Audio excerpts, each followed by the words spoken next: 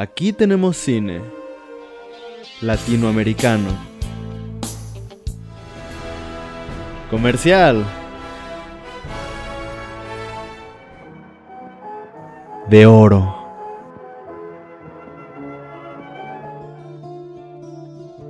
De autor. Documental. De culto. Experimental. Cineclub, un espacio para todo el cine. Les tengo una mala noticia, amigos. Y amiga, porque hay que ser inclusivos, incluyentes. Thank you. Amigues, bueno, les tengo una mala noticia. Le mandé mensaje a Herbert desde temprano, que es nuestro amigo guatemalteco que eligió la película, si estaría en la llamada hoy, y ni siquiera le han llegado los mensajes. Chale. Es una de esas ocasiones donde Que venga alguien elige aquí y una me lo película explique.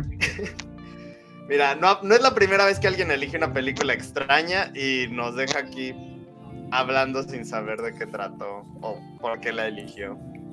Confirmo. Pero bueno, nosotros ya estuvimos hablando poquito. A ver, Rebeca, ¿qué te pareció a ti? La verdad a mí me gustó. Es muy extraño, me gustó. ¿Qué? Sí, me gustó. Hasta me pareció muy extraño. O sea, obviamente es una cosa muy rara, creo que trata de ser como grotesca muy a propósito. O sea, no es nada sutil en lo que quiere ser grotesca y creo. Pero pues, no sé, desde el punto... O sea, yo nunca he visto, una película de John Waters. Sé más o menos de qué se trata, pero, o sea, me recordó un poquito a las referencias que tengo de como Divine y todas esas cosas.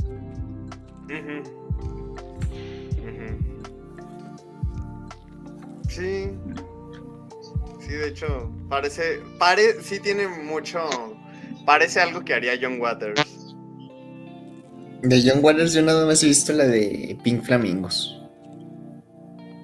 No, y la de Hairspray. Ándale, o sea, pero fíjate, mis referencias, les digo, o sea, de verdad soy honesta, nunca he visto una película de John Waters, no es por falta de interés, bueno, sí, a lo mejor, pero nunca me he dado la tarea de... Mis referencias son porque veo RuPaul's Drag Race y ahí los citan mucho, entonces incluso hicieron varias parodias de sus películas, como, y de Divine, porque Divine es como un parteaguas también en la cultura drag, y pues por lo que salen en los retos, en algún que otro reto que ha salido sobre George Waters, sí es muy grotesco, y entonces también el color, el peinado de la mamá, así como que no sé, lo impactante que es, sí me recordó mucho a lo que sé de las referencias, pocas o muchas que tengo.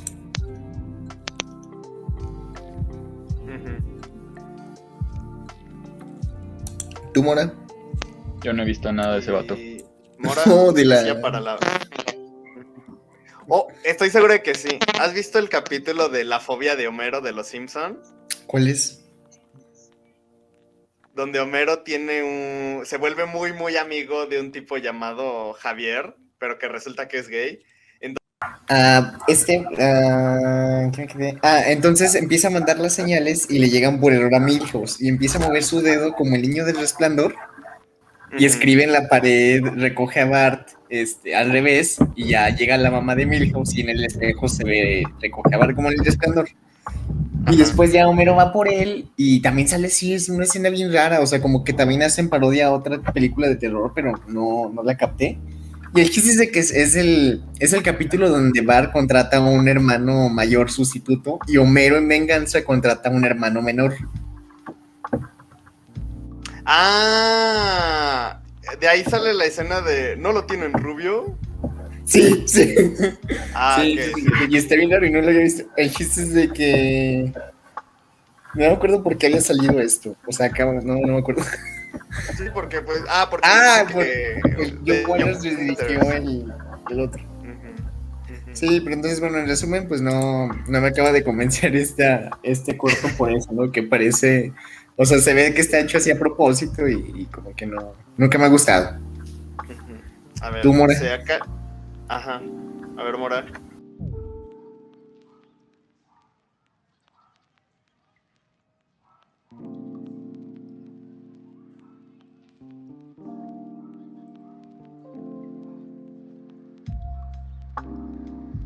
Me gusta cuando yo veo una película y me tengo que tapar la mitad de la película. Por Ah, gore o Por algo ejemplo, así. Midsommar es muy buena, me gustó, pero no me gusta tener que estarme tapando los ojos todo el tiempo porque qué asco me da. Ajá. Entonces, ya. yo- Ajá, o sea, sí entiendo. sí. Eh, digo, no es tan fuerte este. En ese sentido también se me hace como raro. Es muy fuerte, por ejemplo, cuando ves que tienen todos los pañales sucios ahí coleccionados. Ujú. Sí, O sea, sí cuando se pasó ven eso muy yo pensé loquitos. que iba a haber algún secreto o algo y no. Ujú. Yo siento que es como muy onírico. O sea, a mí me dio la sensación de que yo he tenido sueños, no así, porque bueno, no tengo hijos y no tengo el trauma ni el miedo de como qué me pasará si tengo un hijo y si me va a arruinar la vida.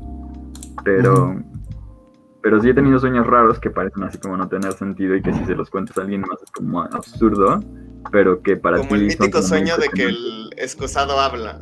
Exactamente. Precisamente.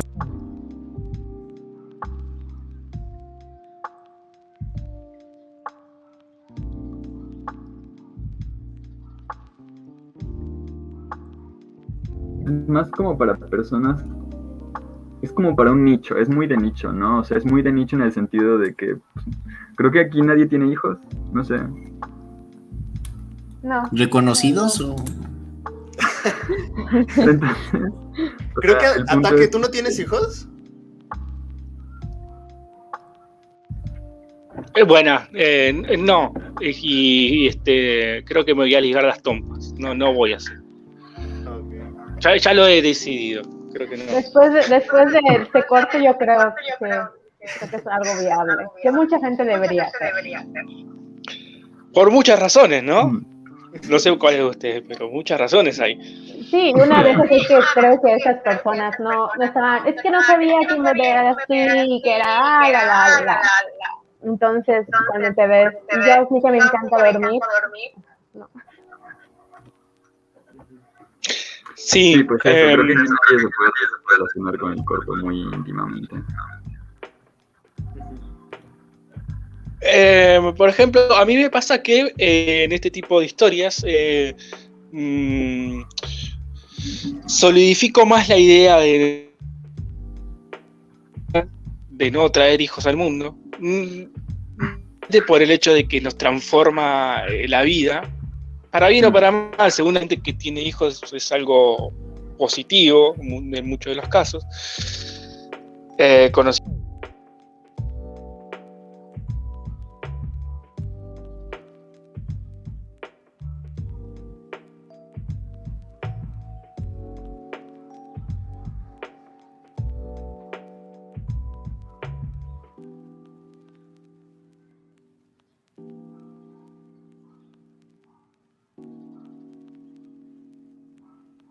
como, no quiero ser tan dramático, pero traer otra vida más es como no me gusta mucho la idea.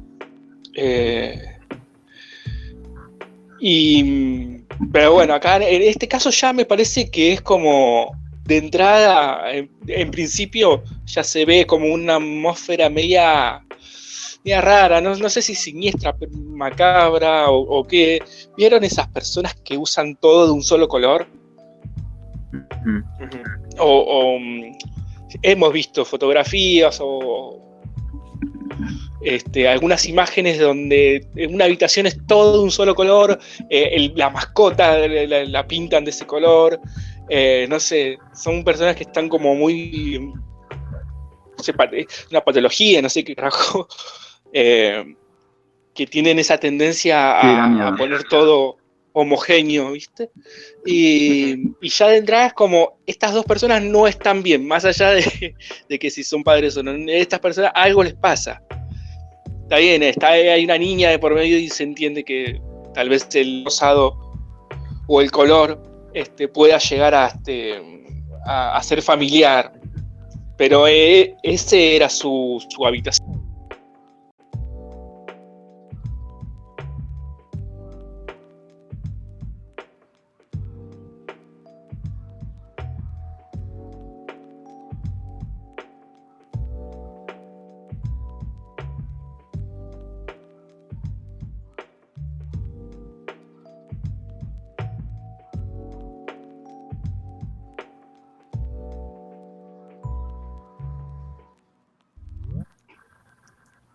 ¿Ustedes tendrían hijos? Yo sí. ¿Sí?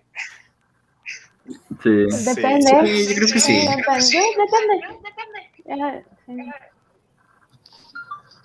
A mí me encantaría que las circunstancias sean distintas.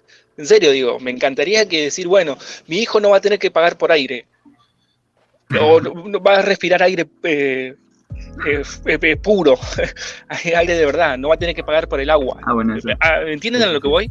Caray, yo sí pago por el agua. Ya entendí la razón por la que Ataque en principio no va a tener hijos. Es una buena razón.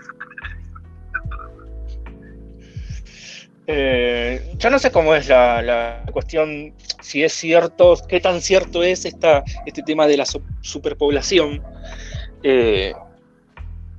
Entiendo que que hay lugares donde están súper masivamente poblados, que la gente se cae de la tierra hasta el agua de tanto, pero hay lugares donde no, y la falta de alimento, la escasez de energía, bueno.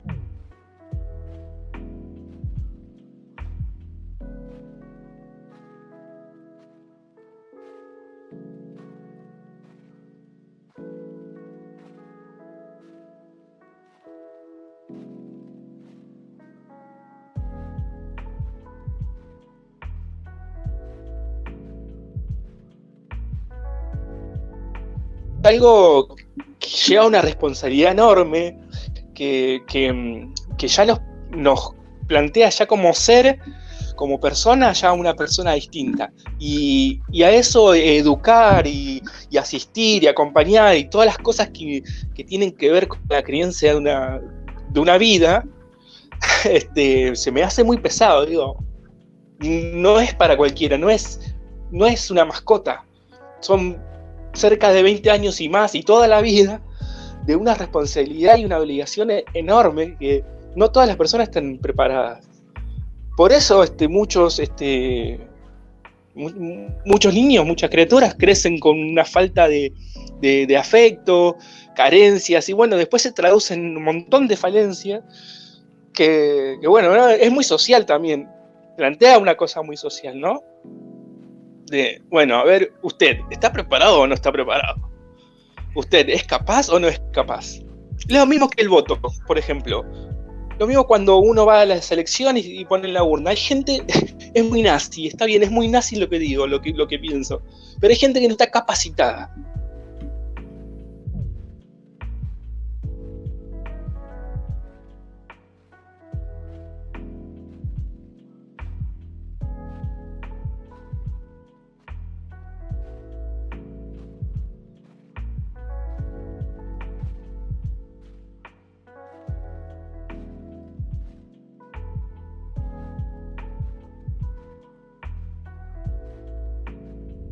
Y sí, yo creo que yo sí creo que debería de reservarse el voto.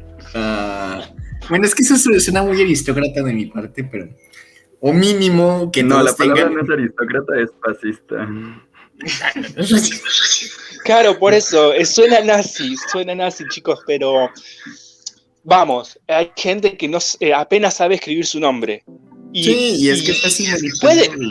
¿Puede esa persona ser capaz de discernir qué persona puede llegar a ofrecer o a proponer ciertas cosas. No, porque acá, ¿sabés por qué justamente viene el caso? Porque el fin de semana hubo unas elecciones primarias acá en Argentina. Y como tercera fuerza en un distrito de acá salió un tipo liberal facho, muy derecho, muy incluso con cosas nazis, porque el tipo dice que se reconoce como superior estéticamente. Hasta ese punto. Bueno, el tipo sacó 15%. ¿Y si está, qué sé yo, si está guapo? ¿Cómo? Sí es superior estéticamente. No, no, está de la media para abajo. Pero voy a eso, que, o sea, la gente no entiende o no sé cómo es, pero no hay gente que no puede estar eligiendo y arrastrando. Van a ponerle una escuela o un hospital, pues si puedes sacar un beneficio. Un beneficio, pues no es que sea tonto ni que sea mala persona, pues que saque lo que pueda, ¿no? Ahí el problema es como las instituciones, o sea, no se trata de cambiar a la gente, se trata de cambiar las instituciones, yo creo. Pero, sí, no, totalmente. Pero si hablamos de los bebés, mi comentario respecto a tener bebés es que tengo entendido que lo más ecológico que puedes hacer en tu vida es no tener hijos. A menos que tu hijo sea proecologista, ¿no? Y cambie... No creo. No, o sea, por ejemplo, dile eso a ver, al que inventó los... ¿De Greta Thunberg? No tan así. Yo diría a los padres del que inventaron los paneles solares y es como, oh, wow, chido. Pero eso es como pensar que los niños abortados son ingenieros, o sea. Buen punto. Es eso, o sea, es que voy a tener un hijo porque a lo mejor él va a ser un inventor, ¿no? Pero creo que coincido en la parte de sí, hay tantos papeleos, hay tantos requisitos para cuando vayas a adoptar un niño, pues también debería ser requisito ser exámenes psicológicos, referencias, muchas cosas porque creo que la gente si le permite tener hijos porque puedes. Entonces solo porque puedes no quiere decir que debas hacerlo. Bueno, sí, hay otro problema, que es que también entramos en los fascismos de por qué, por ejemplo, que a las mujeres con la anestesia y con todas las circunstancias que rodean a estar pariendo un bebé, y que se te pongan a hacer preguntas así del estilo de ¿no quieres dejar de tener hijos por el resto de tu vida? Pues eso a mí me parece coerción y se ejerce y es contra derechos humanos y también hay gente que se pone en plan de que los pobres no deberían tener hijos, que se deberían esterilizar y que, o sea, esas cosas son de fascismo, entonces cuidado con eso, porque sí parece muy, muy sensato decir como que haya examinaciones para ser padres y tal, pero en la práctica es mucho más complicado y tiene implicaciones muy fuertes. Y digo, o sea, en general, todas esas cosas, pues sí que son un problema, pero hay soluciones más integrales que cortar de tajo derechos que además son derechos humanos.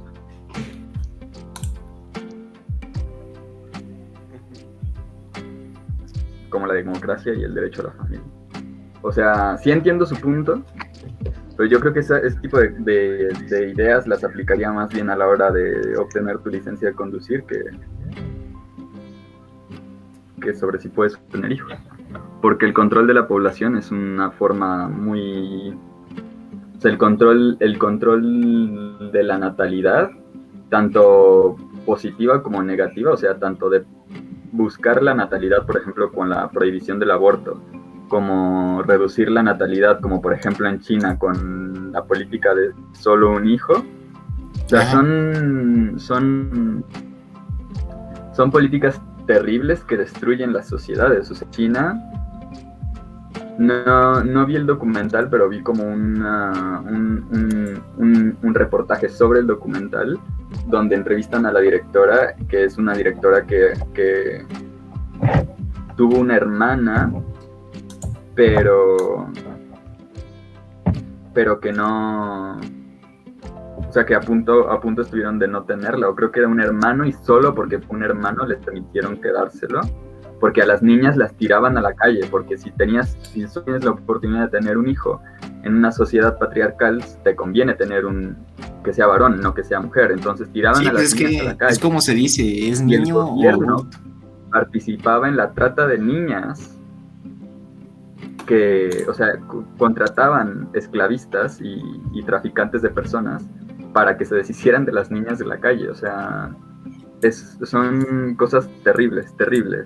Entonces, yo sí entiendo su punto, entiendo a lo que van, pero hay que tener cuidado con esas ideas que, aunque parecen muy sensatas, pueden tener consecuencias muy graves. Se nos acaba de unir Sara. Sí, yo coincido con lo que decís. Hay políticas que es muy fino el hilo de algo totalmente autoritario y perjudicial para los derechos y que acarrean cosas horrendas, ¿no? Y por otro lado, tener una política de natalidad, un control, cierto control, o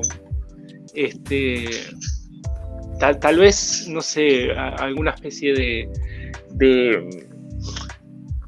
de cultura limitante, porque hay muchas familias que son muy numerosas y siguen aumentando y sumergidas en el hambre, sumergidas en la pobreza, y es muy difícil, y con un entorno violento, y de ahí es muy difícil que salga algo progresivo para la sociedad en sí, ¿no es cierto? Ese no es el punto. Yo entiendo que ese no es el problema. Yo entiendo que de fondo no es el problema. El problema viene de más arriba. Sin embargo, como decía recién la chica, la gente tiene hijos porque puede. Uno habla porque puede y no puede, no lo hace. Entonces, no es una cuestión tanto de elección. Por eso mismo, el tema del aborto, si una persona, una mujer quedó embarazada, está en su derecho a hacerlo, porque se siente por muchas cosas, pero se puede sentir no preparada para la maternidad. Y eso es sumamente sensato. Imagínense que o haya tenido 5 hijos y quedó embarazada por el sexto y ya no puede ni con 2 y tiene 5, ¿no es cierto? Entonces, acompañar o una política, no sé, no de limitante de, bueno, un solo hijo al extremo como China, pero sí tener un poco más de conciencia de todo lo que tiene que ver con tener un hijo, traer un hijo.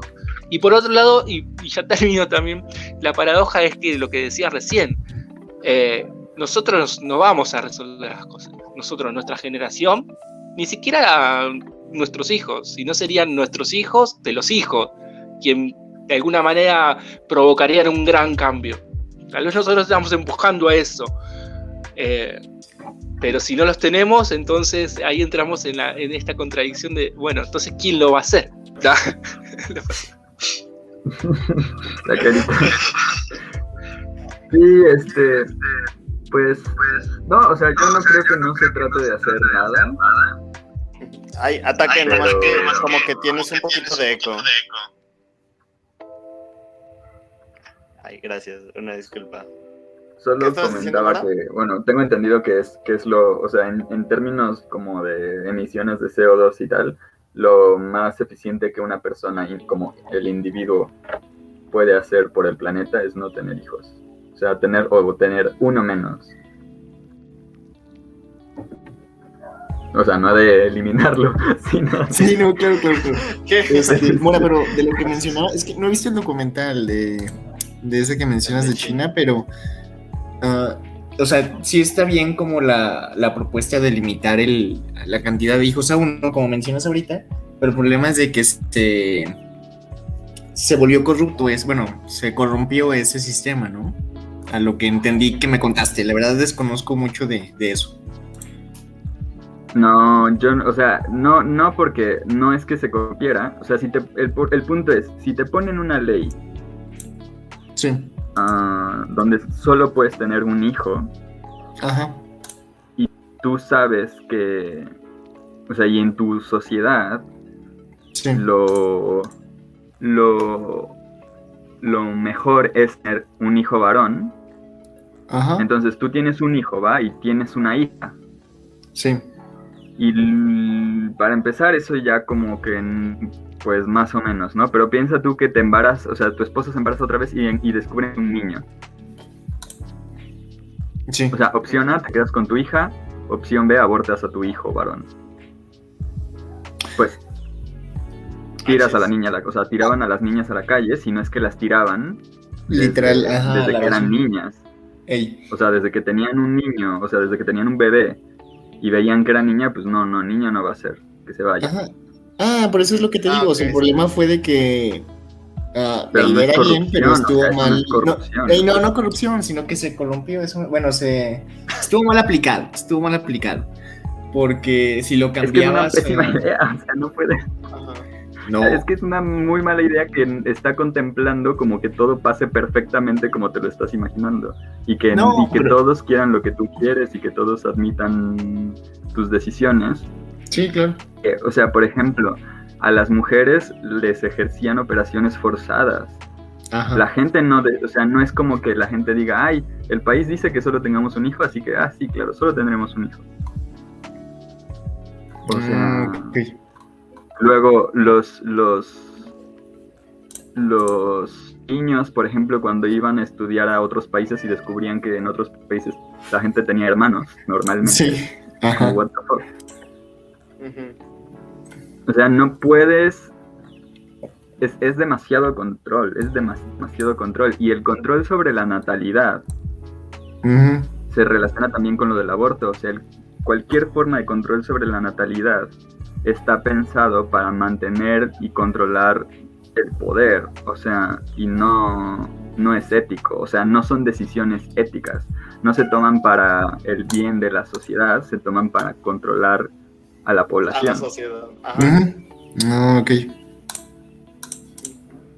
O sea, por ejemplo, muchas teorías de lo que he leído sobre género y machismo es que las comunidades, las culturas, encontraron que el control de la natalidad es fundamental para poder administrar un país. Uh-huh. Y para tener mano de obra, soldados, para que si no hay comida, pues ya no haya más niños, ese tipo de cosas, pero no son criterios éticos, son criterios para sostener a unos y controlar a otros. Uh-huh. Okay. Como ganado, pues. O sea, es para deshumanizarnos, básicamente. Porque pues eso ya no sirve. Sí, o sea, los cuerpos de las mujeres se convirtieron en cuerpos gestores, no en cuerpos de personas. O sea, porque un hombre no puede llevar un bebé, necesitas a una mujer para llevar un bebé, no importa, o sea, una mujer solo puede llevar un embarazo, mientras que un hombre puede llevar varios embarazos, entonces solo necesitas a pocos hombres dispuestos, pero necesitas a muchas mujeres dispuestas.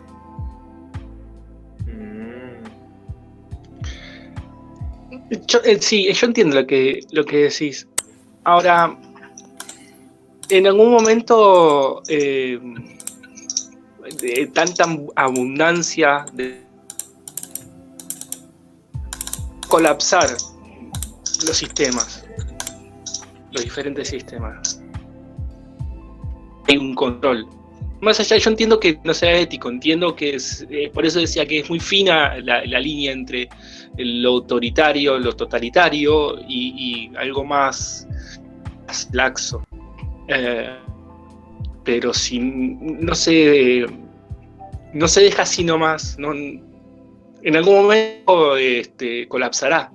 En algún momento vamos a caernos del planeta de tantas personas que somos, porque Pero ya no es supervivencia, pero ya no es mantener la especie. Ya no es mantener la especie, no se trata de mantener la especie.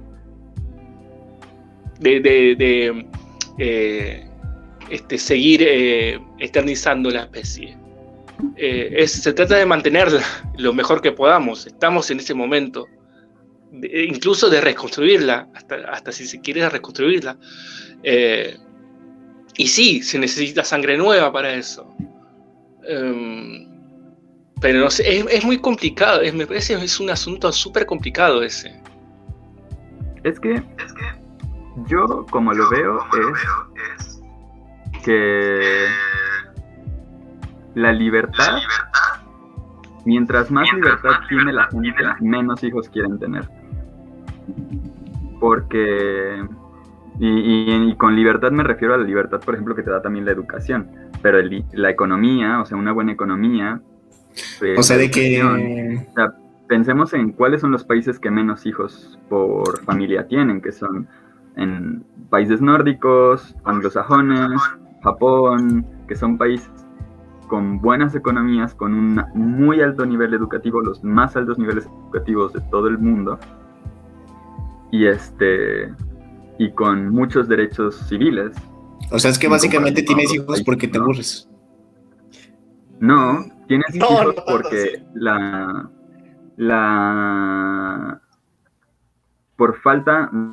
número uno, por falta de educación y falta de derechos humanos. O sea, el feminismo genera menos hijos, por ejemplo. La libertad de decidir tu profesión genera menos hijos, porque también las mujeres acceden a más posibilidades más allá de ser madres, porque muchas culturas construyeron la idea de una familia grande y donde las madres son solo madres. Y entonces cuando tú das más opciones, menos personas se dedican a tener hijos. Y el aumento de la población en buena medida ha sido gracias a impulsos de los gobiernos, porque los gobiernos tienen planes de crecimiento económico, pero que necesitan un crecimiento poblacional. Y muchos países, como por ejemplo India o Latinoamérica, es que Latinoamérica es muy extraño, pero por ejemplo India y países que están brincando como el paso de una sociedad industrial a una sociedad más contemporánea, han tenido periodos de crecimiento poblacional muy altos y ahora están tratando de echarlos atrás, de detener esa inercia de crecimiento poblacional. Latinoamérica no ha crecido económicamente tanto, pero sí ha crecido, por ejemplo, en educación.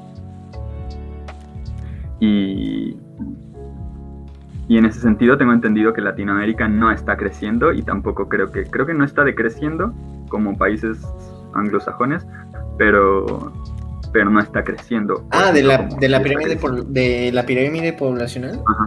No, ahorita está estancada. Estamos justo se llama periodo de transición, que no creces ni decreces, sino que estás tal cual plano. Se estabilizó. Exacto. Estamos justo en eso. Entonces, tú dices que para llevar un mejor control de recursos y poblacional hay que dar más libertades y mayor educación. Yo lo que digo es que muchos de los problemas que creemos que se deben a mala educación y a la mala de la gente o a la mala condición de la gente, y que los estratos altos argumentan que es por culpa de gente pobre, en realidad es por políticas que se tomaron a favor del dinero, o sea, básicamente. O sea, sí, o sea, si tú educas a la gente, tiene menos hijos. Si tú le das libertades, tiene menos hijos. Empíricamente sabemos eso.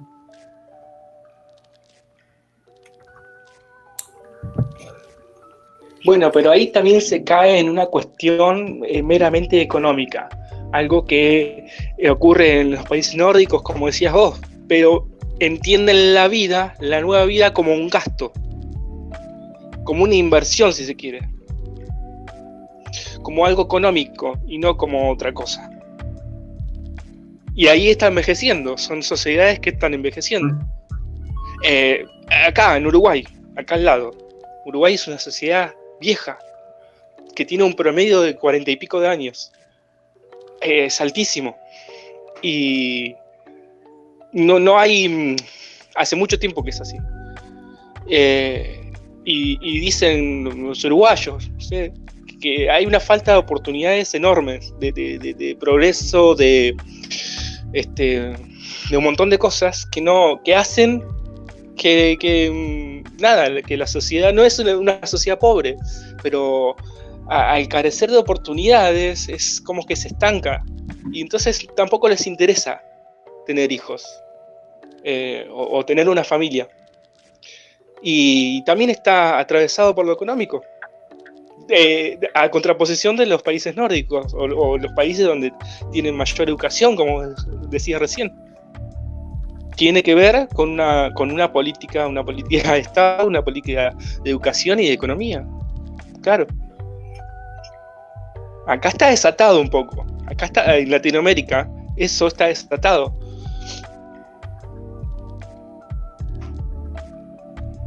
O sea, yo lo que digo en general es que a mí no me preocupa. O sea, a mí no me preocupa ya. Es eso del fin del mundo por sobrepoblación que decían cuando yo estaba en la primaria, yo creo que ya fue que no.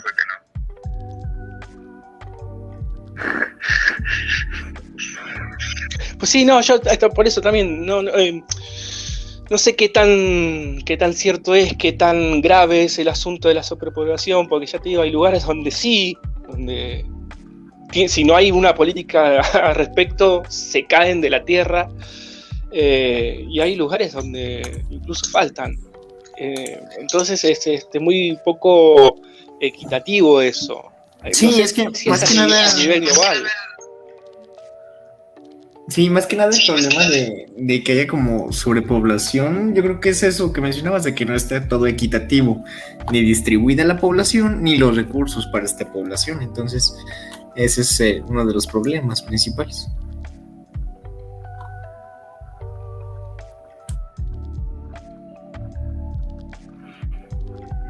Yo creo que tiene que ver con el urbanismo. Con cómo están construidas las ciudades principalmente. No, la prioridad que se da a las ciudades. De que todo migra a la Son- ciudad, dices. Mm. Y Sí. eso sí que no sé cómo se va a arreglar. Yo esperaba que con el coronavirus eso bajara un poquito y que la gente empezara a pensar más en el campo, pero no. No, yo creo que eso va a depender, yo creo que de cómo es, de que se valore más la vida del campo en el sentido de que, ¿cómo lo explico? Que haya como más reconocimiento al campo. No sé cómo decirlo, o sea, que esté mejor pagado, creo pues, que no que creo que- tengas no una creo vida que eso mejor pueda viviendo pasar. que tengas una vida mejor viviendo en el campo. Porque precisamente muchos huyen de ahí porque pues la vida está mala. Entonces, pues mientras no haya bien como buenas políticas para mejorar eso, para impulsar el campo, pues no se va a lograr. Entonces, pues ese es el problema. Yo dudo que Salí un lleguemos momento, por a... ejemplo. ¿cómo es que llegamos al campo? Es que me Sí, salí un momento. Porque... No, o sea, Para la no- distribución Oh. poblacional. si alguien entra ahorita vamos a decirle, oye, por cierto, ¿qué opinas del control de la natalidad, del control de la democracia y de qué De pondrías hecho, para no sabemos impulsar la qué vida en el pensó campo? Sara de la película. Ajá. ¿No sabían qué? Que, No o sea, sabemos hay qué gente pensó Sara de la gente de aquí dentro de la llamada que todavía no ha opinado de la película. Ajá. Sara no opinó. Ah, que se bloqueó su aplicación. Ah, lástima. Ah, Bueno, entonces, pues bueno, regresando a lo del al campo. campo. ¿Tú qué dices, Alan? Mira, yo creo que por la forma en la que va avanzando la mentalidad de la sociedad, es imposible que se le dé un grado de importancia al campo. ¿Por qué? Porque ya desde hace 40 años la sociedad va avanzando dándole importancia a la tecnología, a la información, a estas grandes ciudades, a los monopolios. Y ¿por qué crees que siempre que se observan películas futuristas, distópicas, utópicas, siempre es con estas enormes ciudades donde la tecnología es el centro de? Porque saben que... No todas, Interestelar, ¿no? Ay, es una generalización, no una particularización. Bueno. No, pero, o sea, porque... precisamente, o sea, entiendo lo que dices y justamente que por eso quería mencionar lo de Interestelar, porque justo aquí explican cómo regresar al campo, o sea, cuando todo es como lo que decía... ¿Quién decía de que... lo que decía Síndrome, de que cuando todos estén en la ciudad ya nadie va a estarlo, o algo así, no sé. El chiste es de que va a haber un... Eso o sea, no explica aquí. no, de hecho no. El chiste es de que va a haber un punto, yo creo, en el de que se va a tener tan descuidado el campo, aunque no creo, porque pues ya hay industria privada que ya se encarga de eso, pero como que va a empezar a ser más redituable que la tecnología. Y es cuando va a haber el cambio, y así va a estar yendo y viniendo, yo creo. Como en Interestelar. Esas industrias privadas están deteriorando también el campo. Lo industrializan y... es que no sé cómo decirlo. Sí, como que lo están sobreexplotando, yo creo que es lo que quieres decir. Ajá. Sí, Bueno, tal no, vez. no sé, o sea, yo he pero... visto, no les puedo decir de un documental en específico, pero sí he visto muchos documentales donde sí hay esta parte del campo, pero por ejemplo en Estados Unidos hay gente que tiene que vender sus granjas, no solo por la industrialización, sino por ejemplo porque ahora todo es orgánico, ¿no? Entonces pocas granjas pueden sostener este modelo orgánico y entonces quiebran, entonces llevan a esto. Y también algo que está afectando, por ejemplo, el campo es la parte del tráfico. Entonces estamos en un documental sobre el aguacate, es una guerra en el aguacate, en Chile es de la quinoa, por ejemplo, también de la cría de salmones. Entonces todas esas son cosas que se van, que hay mucho tráfico con esto, hay mucho pleito. Entonces también esto creo que está como que debilitando a los que se dedican al campo, ¿no? Creo, es lo que tengo, el background que tengo. Yo pienso, por ejemplo, en Europa, y yo creo que ahí no tienen tanto o sea, vivir en el campo no es malo, sí. ni es mucho peor. O sea, siento que en Europa, por ejemplo, sí hay opción de, pues, ¿qué te gusta más? ¿Vivir en el campo o vivir en la ciudad? Y que está todo súper conectado por carreteras. Digo, habrá cosas más, aisladas. más cerca o menos conectadas y tal, pero en general todo tiene acceso, y si lo comparas con México es que hay lugares a los que literalmente es inaccesible. Sí, o sea, hay comunidades que están completamente aisladas. Entonces... Espera, tengo una pregunta. ¿Tú crees que lo que hacen en Estados Unidos también está bien? O sea, el de tener las ciudades, pero tener como estas zonas de suburbios, zonas que son meramente para, pues... No, eso se está viniendo abajo, o sea, eso ya es cosa del pasado, y ya las ciudades, digo, sí supongo que sí van a seguir existiendo, pero las ciudades, incluso en Estados Unidos y Canadá, ya llegaron a un punto de decir es que no podemos seguir haciendo suburbios, son completamente insostenibles. Creo que hay cálculos de que no solo son insostenibles, sino que no solo son insostenibles ecológicamente y urbanísticamente, sino que cuestan mucho dinero, cuestan más dinero del que ganan. Y que pues la gente sí va a tener la opción en el futuro de vivir entre departamentos o casas de suburbios, pero que no es al nivel de lo que hicieron en Estados Unidos y que aquí en México siguen haciendo, aunque sean más chiquitos. Entonces sí, o sea, no, eso...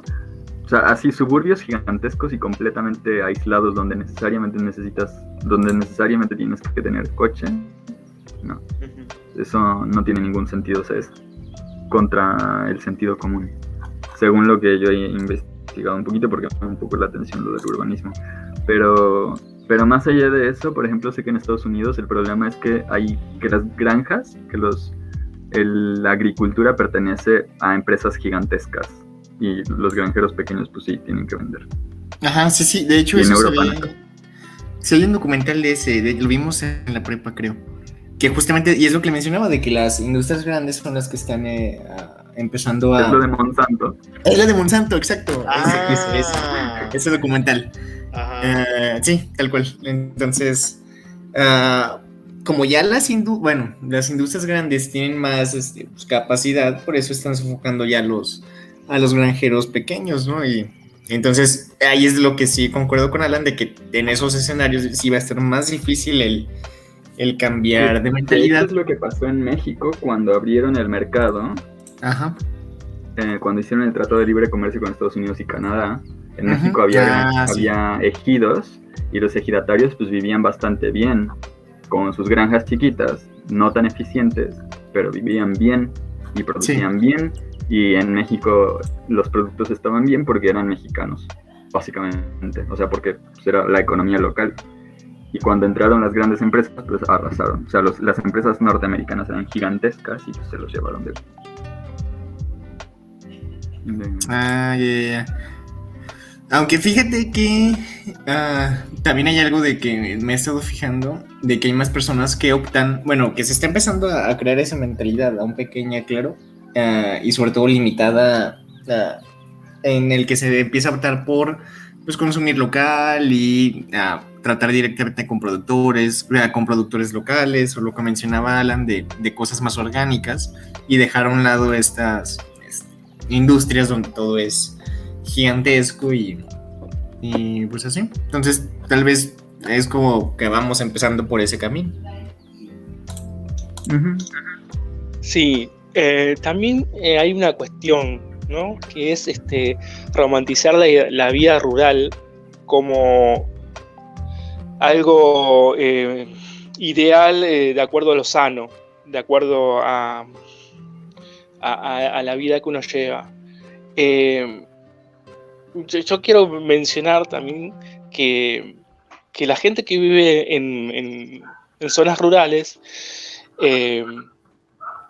tiene muy poca educación, ¿cierto? O acceso a la educación muy difícil, es muy difícil. Y cuando lo tienen es de un nivel muy bajo.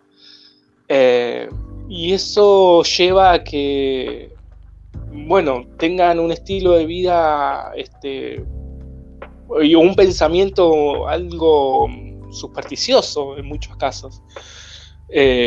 Costumbres que no tienen que ver con algo. Yo tampoco es que soy cientificista, pero no sé, tal vez hacen danza de la lluvia hoy día.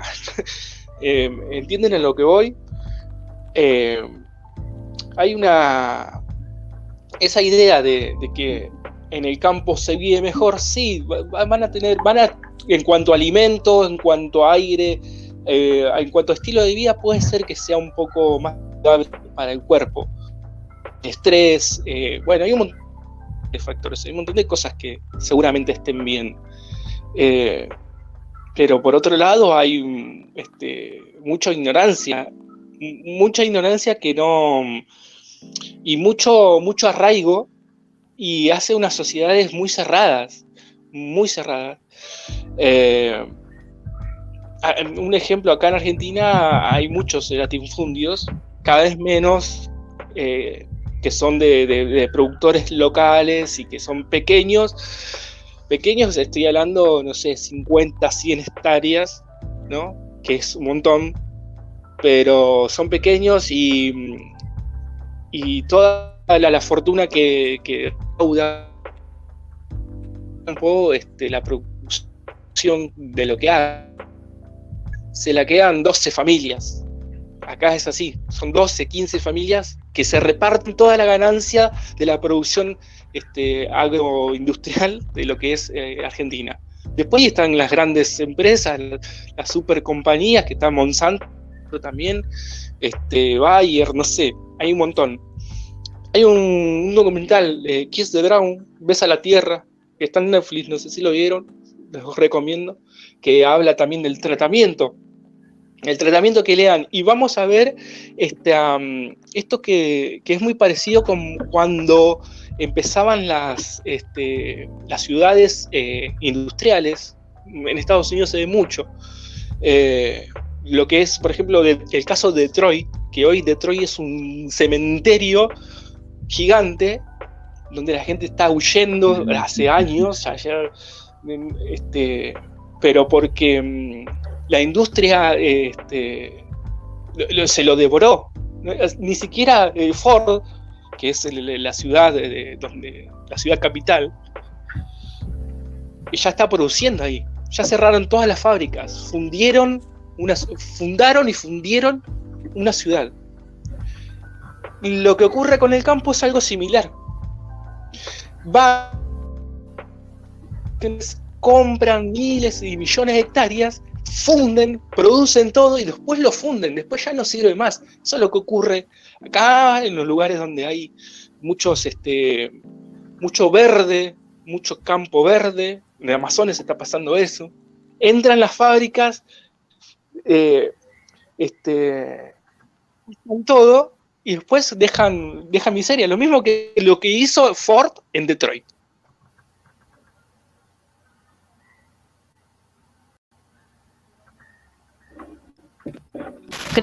Perdón, me voy a meter.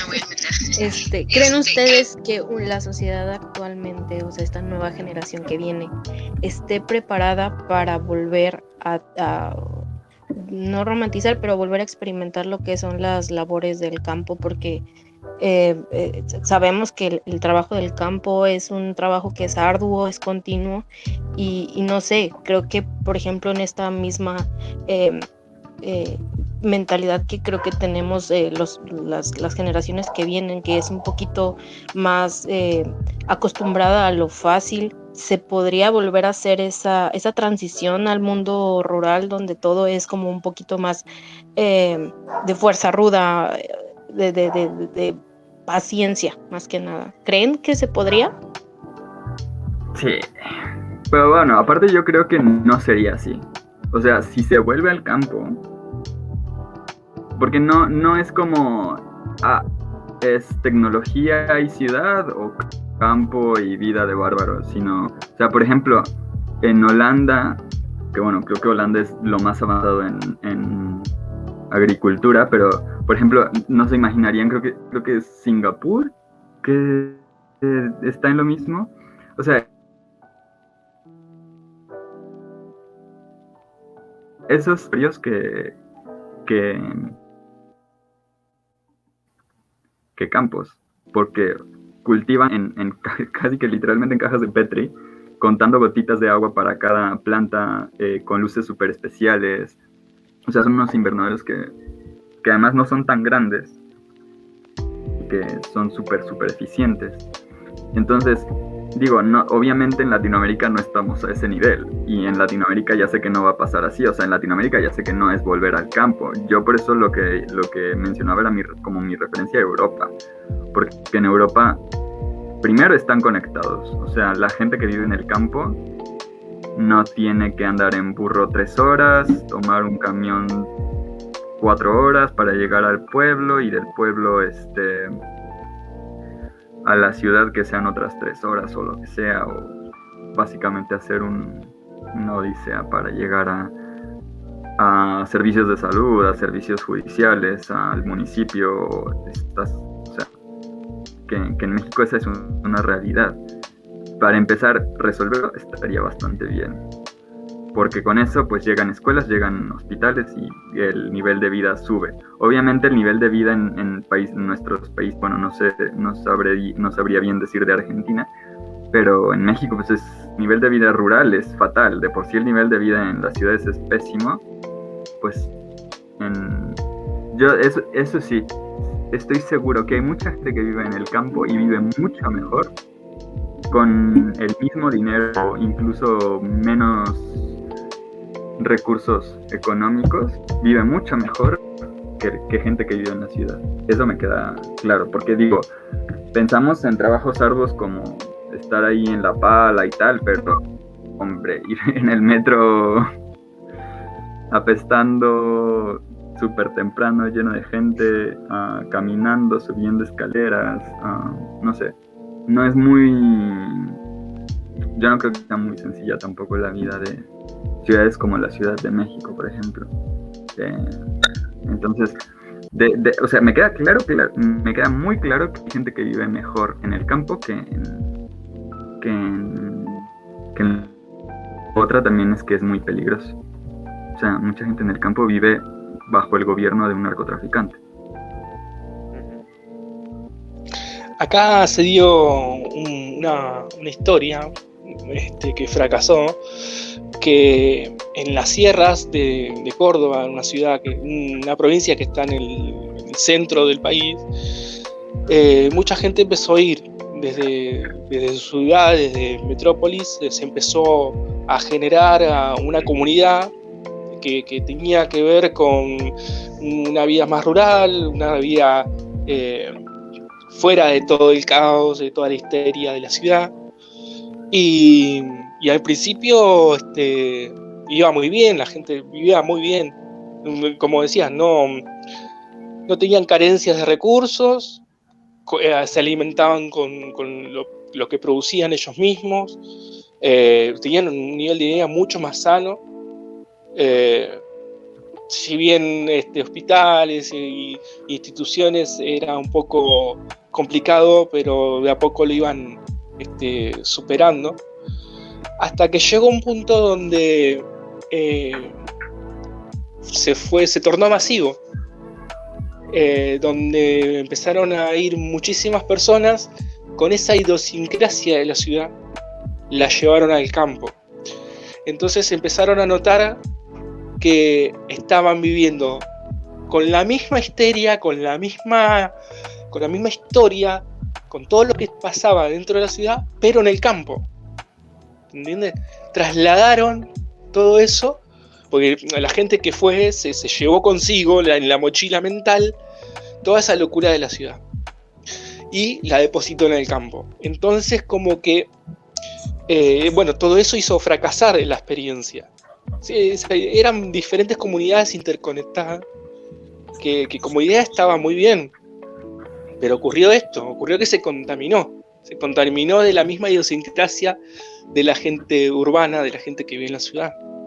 Así que eso también estaría difícil de que nos traslademos nosotros como ratas de ciudad al campo, a ratas de campo.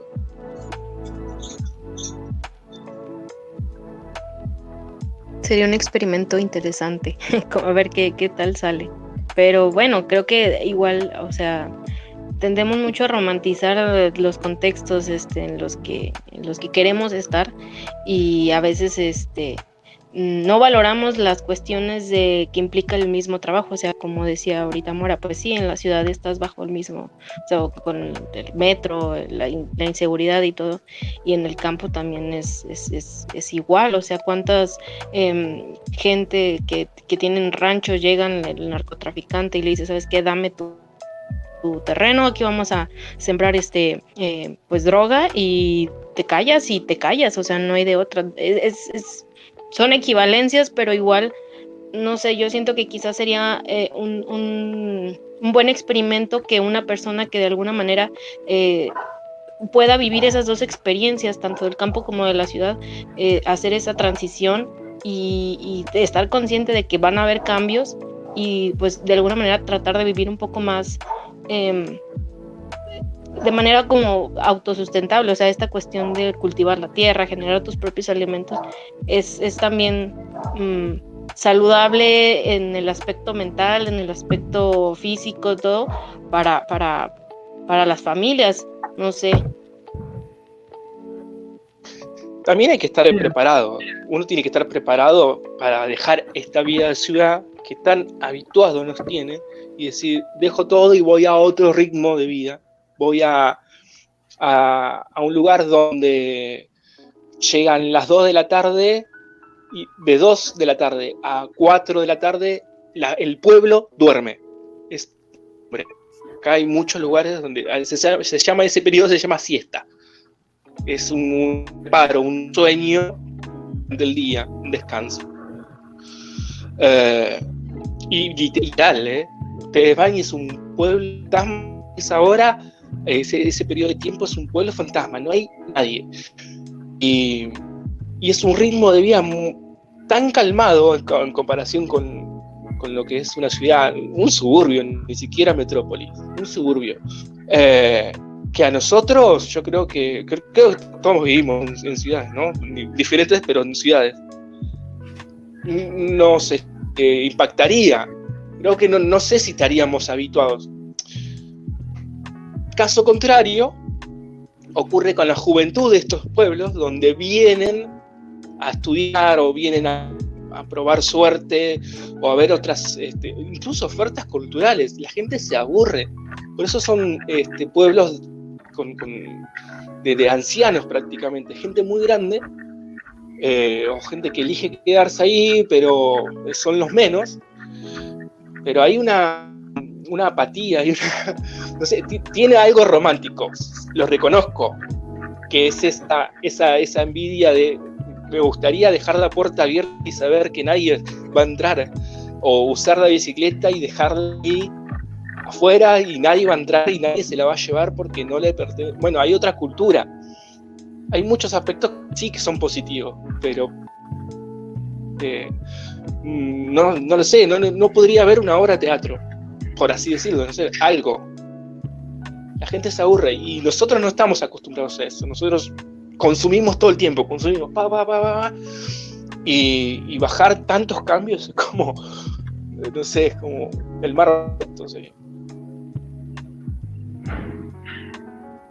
yo creo que lo ideal sería un equilibrio, ¿no? O sea, que quizás, por ejemplo, si tú naciste en ciudad, en tu juventud, en la época en la que eres más activo, pudieras disfrutar de todas las de todo lo que te ofrece la ciudad, de todas las diversiones que te ofrece, y ya posteriormente, cuando ya tengas una suficiente base económica como para poder establecerte bien en algún poblado, pues igual puede funcionar como que te vayas a un pueblo y tu vida que ya no te ofrece o ya no te exige tanto una edad madura, una vida ya más adulta, pues igual te puede servir ir a un poblado. Quizás sería lo más ideal, o lo ideal, que siendo productivos o en tu etapa más productiva las generes en estas metrópolis, en estas ciudades, y posteriormente tu retiro, tu descanso lo pudieras hacer en zonas rurales, con un estilo de vida más calmado. No sé, eso se me ocurre.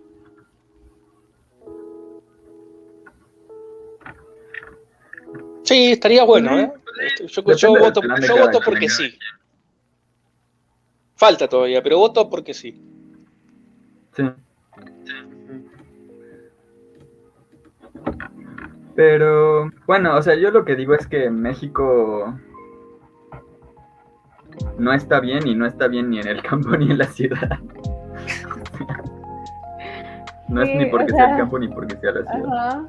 No, yo creo que la situación está por donde lo veas, ¿no? Y hablando de esta parte, bueno, yo vivo en Mérida y hay muchos pueblos cerca, y sí me ha tocado ir a visitar, por ejemplo, el pueblo de una amiga, el pueblo ¿no? De fulanita de tal, ir a la feria, y sí es una vida muy, muy tranquila, y simplemente yo uso esos para desconectarme del teléfono, para desconectarme de todo, porque en realidad estás ahí y estás ahí, no estás en el celular. O sea, no es que no llegue la señal ni nada, pero sí hay, las veces que yo he ido, sí es como un escape para mí. Pero como dicen, ni está bien la situación en ninguna parte. Y digo, si está esta comparación con Europa, creo que no es que sea mejor, pero hay una cultura distinta, ¿no? Un simple ejemplo de los cajeros, o sea, un documental donde ya casi no se utiliza, no recuerdo en qué país, Noruega o Dinamarca, algo así, ya no se utiliza el efectivo. En los pueblos se utiliza más el efectivo, entonces llega la señora con su carrito, con su camioneta del cajero, se instala ahí unas horas, la gente hace filas, saca su dinero y así. y yo pienso en ese escenario en México, no va a poder y no llevas guardias de seguridad, no hay policías, no hay nada, sola va, se instala y se va al otro pueblito, ¿no? Porque ahí todavía no hay tanta tecnología como para deshacerse completamente del efectivo, pero yo no me imagino un escenario así en ninguna ciudad de México, bueno, en el contexto que yo tengo. Es algo utópico para mí.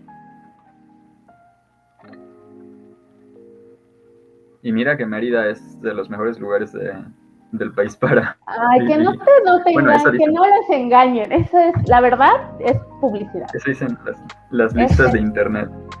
Sí, pero son cosas que, sinceramente, digo, yo he vivido en Cancún y en Mérida, y tanto en Cancún y en Mérida. O sea, aquí ya en Mérida yo he entrado 3 veces a mi casa.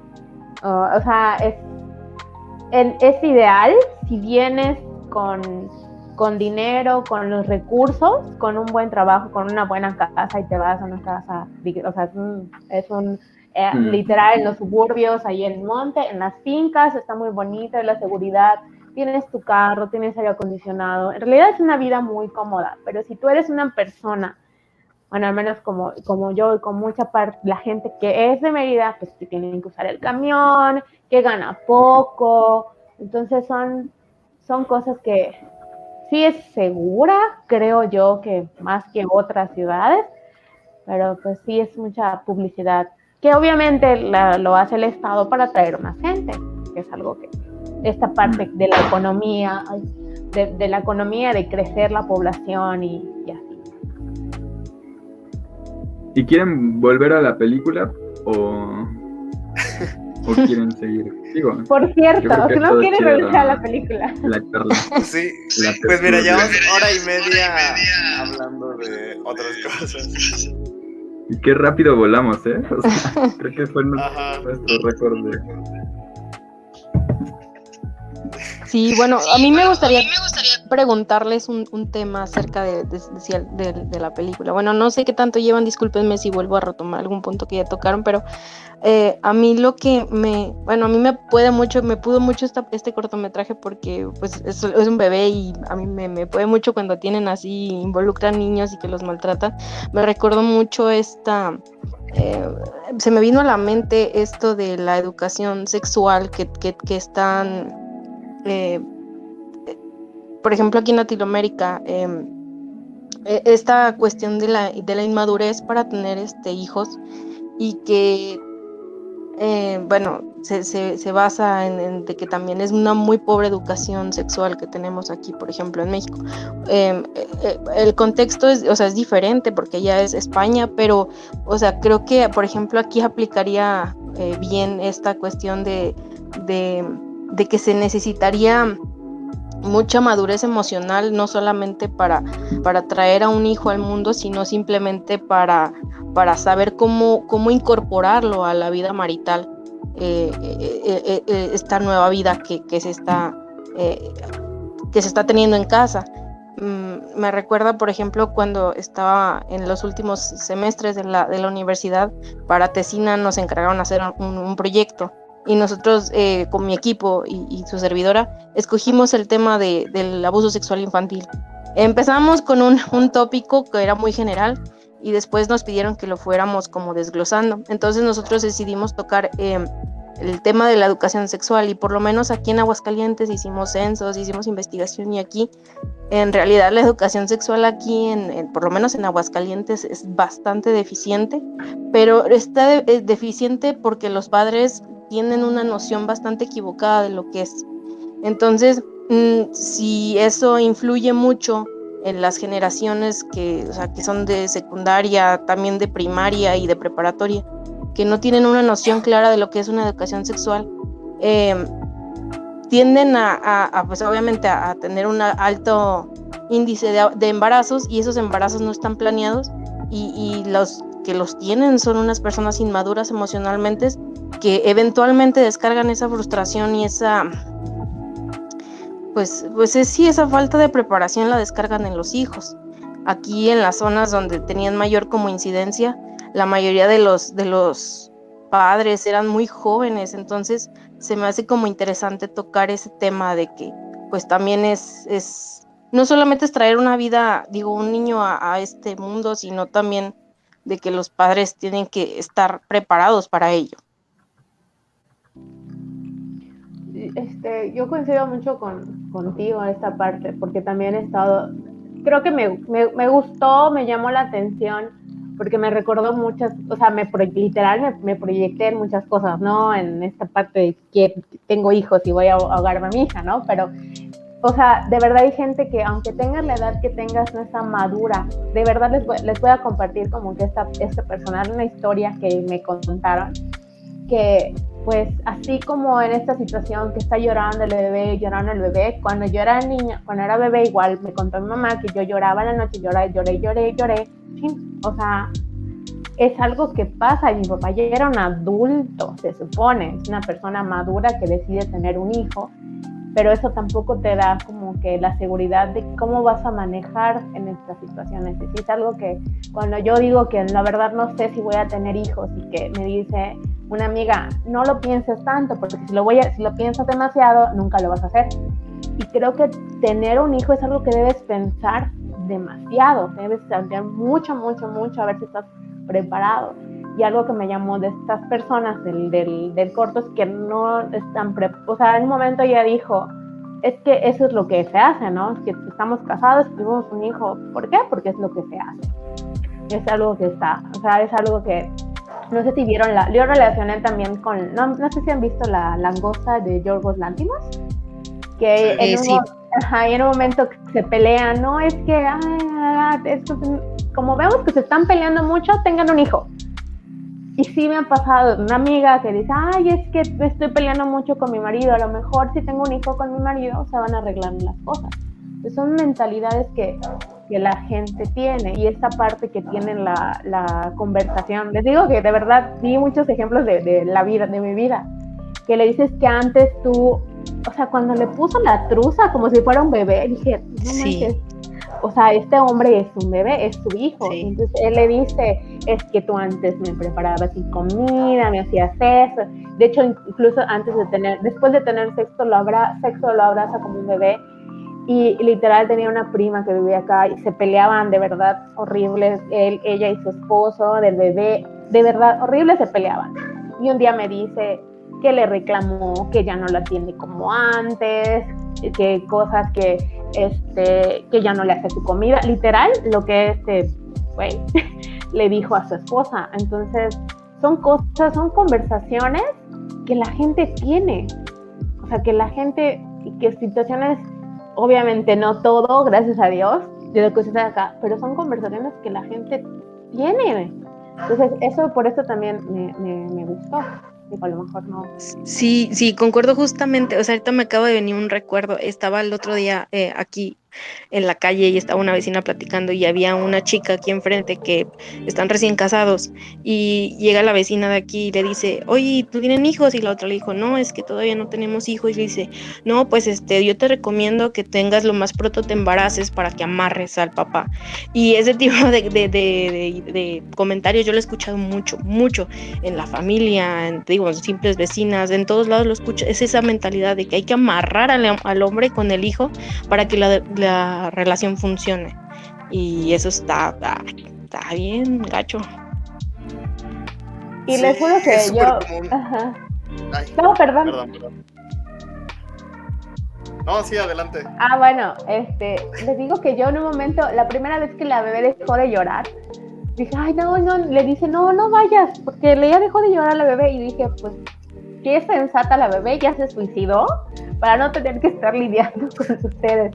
Digo, no es una idea muy bonita, no es una idea tan padre, pero, o sea, se te hace pensar, ¿no? O sea, no, hay gente que no, digo, ya por sea la razón que sea, entiende esta parte del control de la natalidad, que no, o sea, que es algo muy utópico pensar que lo puedes controlar, pero sí a lo mejor con una educación, con una reflexión de sentar a diferentes personas con diferentes experiencias de tener hijos, O sea, sí, tener hijos es muy padre, tener hijos no es una friega.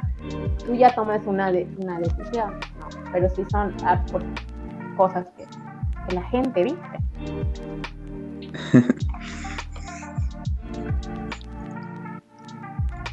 Pues, hola, ¿cómo están? Yo de la película, sinceramente siento que toca muchos temas en tan poco tiempo.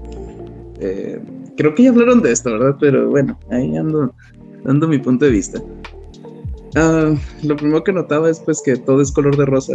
Entonces siento que eso es un simbolismo a la falsa vida que tiene una pareja, ¿no?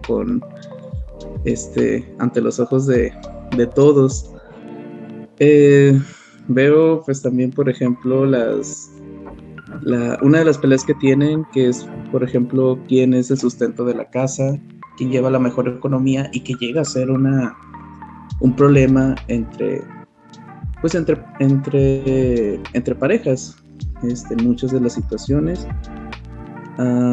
Veo pues esta tensión que necesita el hombre, y no sé, hace poquito estuve leyendo que está muy mal cuando un hombre pasa de su casa a vivir en un matrimonio, porque realmente nunca termina de aprender a autoatenderse.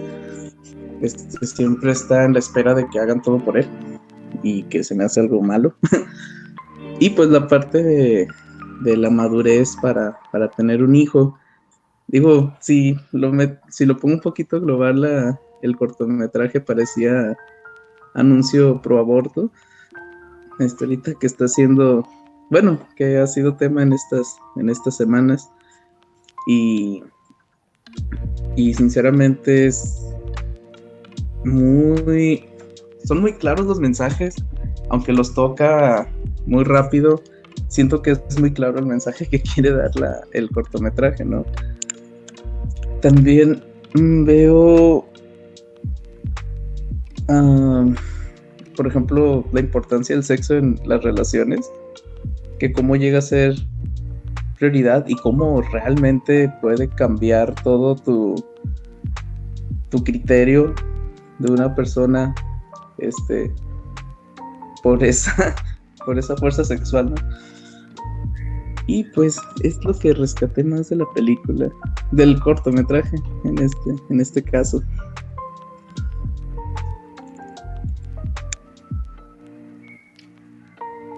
Ay, eso que mencionas del sexo, no sé. Siento que es como un catalizador un poco extraño, porque muchas veces este llamado sexo de reconciliación pues funciona también para crear estas falsas ideas que se tienen en una relación. Ay, no sé, es que es muy complejo, porque digo, evidentemente sí es una parte muy importante de la relación de pareja, pero también es algo que se tiene que tener con mucho cuidado, porque puede llevar a resultados muy polarizados. Así es, de hecho, bueno, a mí me ha tocado ver muchas relaciones que sobreviven por el sexo. O sea, entonces puede ser dos personas nada compatibles, que se llevan muy mal, que no son afines, objetivos diferentes, y eso hace su lazo más fuerte, se hace su lazo más fuerte, que yo creo, y a mi punto de vista, es feo llevar una relación donde lo más importante es el sexo, pero sucede y sucede mucho en la sociedad mexicana. Sí, pues es como dijo Sara, de muchas veces tenemos estas relaciones, estos matrimonios donde pues se la llevan súper mal y dicen, no, pues lo más sano es tener un hijo. Eso es lo que une a los matrimonios, eso es lo que soluciona siempre las cosas. Si no funcionamos, pues tal vez ya teniendo otra persona, teniendo un bebé, pues las cosas se solucionan. O nos va a Y- complementar. Ajá. Digo, yo siempre hago este chiste, a mi mamá le molesta mucho, porque yo le digo a mi mamá, es que tú tenías problemas con tu matrimonio y tu solución fue tener un hijo, en ese caso yo. Y creo que tener un hijo arregló tu matrimonio. ¿Cuál fue la solución? Pues que te separaras de mi papá. No sé, siempre hago ese chiste con ella y se enoja porque dice, ay, no es cierto, yo lo quería dejar desde antes, pero no sé, se me hace muy cagado eso. Digo, creo que a lo mejor te da una perspectiva de cómo es la persona ante las crisis y si quieres seguir con esa persona o no. O sea, no es que tener un hijo sea una crisis, sino que todo lo que conlleva el tener un hijo, ¿no? Y pues lamentablemente mi amiga que dice que el tener hijos iba a arreglar su matrimonio, dice que sí arregló su matrimonio, que no sé qué tanto, o sea, y hablo de esta parte que todo es rosa y contrastas, ¿no? El contexto muy siniestro para mí fue en algunos momentos la música y todo. Porque, bueno, ahora que mencionas eso,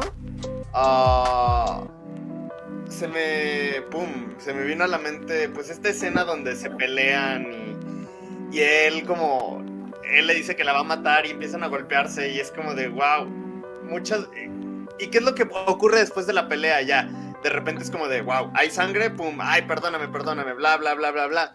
Y es como esto que ocurre como en las relaciones de, ay, pues, no, ya no lo voy a volver a hacer, bla, bla, bla. El Ay, ciclo de violencia, es el ciclo de exacto, violencia. este ciclo, ajá. Ay, ¿dónde vi una película así? Ah, pues justamente la de Malignant. Esta última película de James Wan la vi. Justo ocurre eso al inicio y... Bueno, no se los voy a spoiler porque acaba de salir en cines. Y también hay una serie que se llama, en HBO, que se llama Big Little Lies, que precisamente Nicole Kidman y el Alexander Skarsgård que están en ese matrimonio, que se pelean y la pelea es el catalizador para el sexo, y ellos viven como en este ciclo de violencia de me peleo, tengo sexo, me peleo, tengo sexo, me peleo, tengo sexo, me peleo, tengo... Y así están toda la vida, y creo que así son estas dos personas del documental. Tienes razón, qué buena serie es esa, Big Little Lies. Muy, muy buena. Uh-huh. Sí, pero lamentablemente bajo esos mismos ciclos de violencia, pues ahora sí que engendran hijos que no tienen nada que... o sea, ahora sí que ellos no tienen la culpa y ellos las pagan, ¿no? Ahorita me recordó esta serie documental, la del niño Gabriel, la de Justicia para el Pequeño Gabriel, que a final de cuentas el niño vivía en un ambiente violento, que también la mamá era muy dependiente al novio, pues era el padrastro del niño, y el padrastro también tenía estos arranques de violencia y se desquitaban con el niño. No sé si la gusten ver, está en Netflix, pero al final de cuentas el niño terminó pagando por todas esas vaivenes emocionales de violencia que tenían en la familia, y pues es lo que menos debe de pasar, ¿no? O sea, creo que no sé, deberíamos de fomentar un poquito más la cuestión de la educación emocional desde chiquitos, o sea, desde jóvenes, que empezamos a tener estos cambios y empezamos a ser un poquito más conscientes acerca de nuestras emociones, y que al final de cuentas, si decidimos unirnos en pareja y decidimos formar una familia, sea plenamente consciente de todo lo que implica y que no la terminen pagando los niños, que eso es lo que pues a mí me molesta más en todo el cortometraje.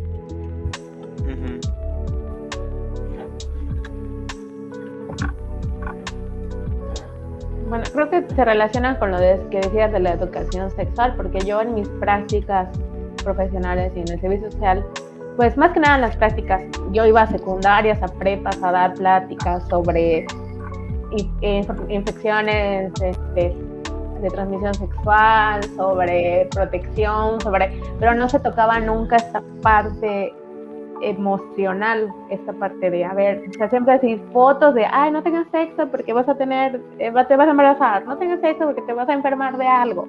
No siempre era así, obviamente por el lugar que era, porque era un lugar que estaba pro la adopción y todo eso, era muy pro abstinencia, pero no solo hay que ir con la abstinencia o el uso, sino también, como dices, esta parte emocional que muy poco se aborda en esta parte de la educación sexual, creo que es parte esencial.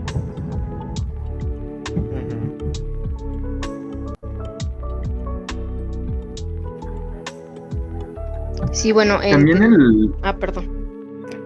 Solo iba a decir que también estaría bien como educación emocional, ¿no? Junto con la educación sexual. Sí, de hecho, era lo que iba a comentar, porque, por ejemplo, en lo que les comentaba de este proyecto que estábamos desarrollando, bueno, que desarrollamos en la universidad, justamente encontramos como ese nodo que había de la mano entre la educación sexual y la educación emocional, y cómo se reforzaba una y se reforzaba la otra. Por ejemplo, fuimos con maestras así de primaria y les preguntamos, oigan, ¿ustedes tocan algún tema de educación sexual desde grados de tercero hasta sexto? Y la maestra dijo, no, pues solamente vemos las partes del cuerpo. ¿Y alguna vez han intentado tocar algún tema de esto? Y la maestra decía, no. Empezamos a tocar como, por ejemplo, que nos preguntan, oye, es que cómo se hace, que los niños preguntan cómo se hacen los bebés, y las maestras pues obviamente pues les contestan a una manera que ellos entiendan, y el niño le contaba al papá y el papá le decía, oiga, no quiero que esté hablando de esto porque no quiero que me le dé ideas a los niños. Y pues empezamos desde la misma ignorancia, si lo queremos llamar así, desde los padres, y eso todo era un ciclo. Entonces, si también les reforzabas con educación emocional a los padres, diciéndoles, pues ahora sí que todo lo que conllevaba la educación sexual, y aparte cómo manejar también la comunicación en el hogar, pues se podía hacer un poquito más abiertos en ese sentido, para pues con el fin de evitar algún tipo de abuso hacia los menores. Pero pues sí, yo creo que sí van muy de la mano esas dos partes. Pues, ay, es que ahora sí que entramos en un tema complicado, ¿no? Digo, yo estoy muy a favor de que se explique tal cual lo que debe ser la educación sexual, pero ahora que tengo un sobrino chico, tiene 4 años, pienso, ¿cuál es la forma correcta de explicárselo? Y digo, no va a ser lo más seguro es que no me va a tocar a mí hacerlo, ¿verdad? Pero aún así me pongo a analizar cómo le harán los padres para llevar esos temas. Al día de hoy, en el presente, antes se omitían. Y si conocías algo, pues di que te fue bien. En mi generación, bueno, yo tengo 30 años, ya se tocaban estos temas en la escuela, pero era meramente educativo, ¿no? O sea, el proceso de cómo lo llevaras, pues eso ya le tocaba a cada uno. Pero pues últimamente pues he visto que piensan o enfocan un poquito más las cosas hacia el pensamiento psicológico, el pensamiento emocional, lo emocional, lo psicológico, un poquito más que lo físico o lo educativo, ¿no? Entonces, sí, yo siento que es un tema complicado porque creo no hay forma correcta y no hay forma incorrecta. Yo creo que muchas veces, de hecho, te voy a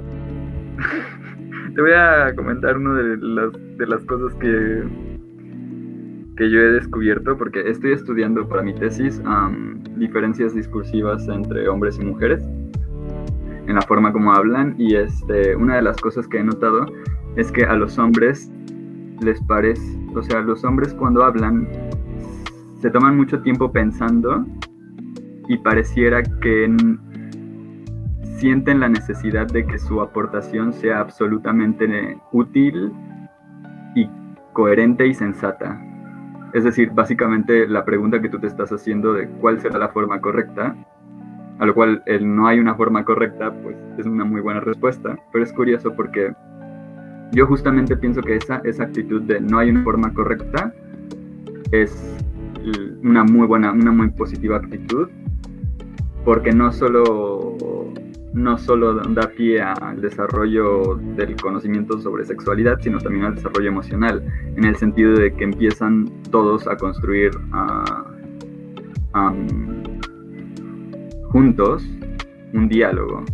Y por ejemplo el hecho de que, no sé, por ejemplo, a lo mejor cuando un papá realmente no sabe algo, pero le pregunta a su hijo, oye, bueno, ¿a ti qué te interesa saber, no? O sea, digo, a lo mejor es que luego los papás tampoco saben mucho, pero si saben ya lo que le interesa a su hijo saber, pues pueden investigar. Los papás están más capacitados para investigar y discernir la información que encuentran, y también, pues, para no... O sea, el que los niños investiguen los puede poner en riesgo, porque investigar sobre educación sexual te pone en contacto con contenido, pues, que puede no ser apropiado para un niño. Pero un adulto está más en condiciones de hacerlo, y pues es mejor que lo haga el adulto a que lo haga el niño. Pero no solo se obtiene la información, sino que se abre un espacio de diálogo y la confianza de que ese tema sí se puede tocar, justo como lo decías, ¿no? Que antes, y yo creo que todavía queda un poco esa idea, aunque existe el esfuerzo, todavía queda un poco la idea de que no se tiene que tocar, o que hay que ser como concisos o muy precisos. Y no, o sea, se habla pero como algo normal, como no en el sentido de que se banalice, sino en el sentido de que así como hablamos, pues, de películas y platicamos, damos un punto de vista y recibimos retroalimentación y respuestas, también se puede hacer al respecto de temas delicados. Sí. Me agrada. Bueno, no, déjame un toque porque es mi hora de cena pasada. No, sí. No, la importancia de la crianza en conjunto, de la crianza en manada. Porque yo cuento mi caso particular. Acá en mi casa hay un sobrino, tengo mi sobrino que tiene 4 años. Y si bien la responsabilidad última está en los padres, la crianza tiene que ser en conjunto, ¿no? De todas las partes del entorno. Uh-huh. En el corto no se ve. En el corto se ve solamente estas dos personas que están lidiando con la situación y no pueden estar superados por eso.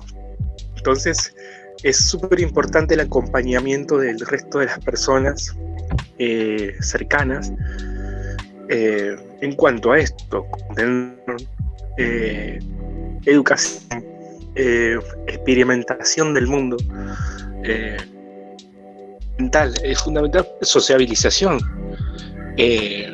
Y con lo que decías, por ejemplo, a mí me pasa mucho de que no tocó el tema de cómo vienen los niños, no hizo esa pregunta aún, pero tal vez hace preguntas que requieren una explicación adulta, tal vez, y ni siquiera no para llegar al fondo de eso. Tal vez ya haya niños que sí quieren llegar al fondo del por qué.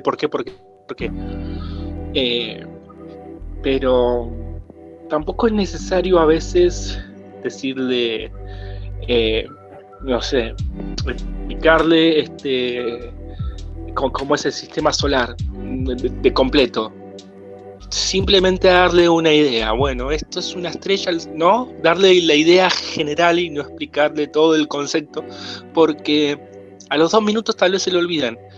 Le quedó algo, le quedó esa idea general.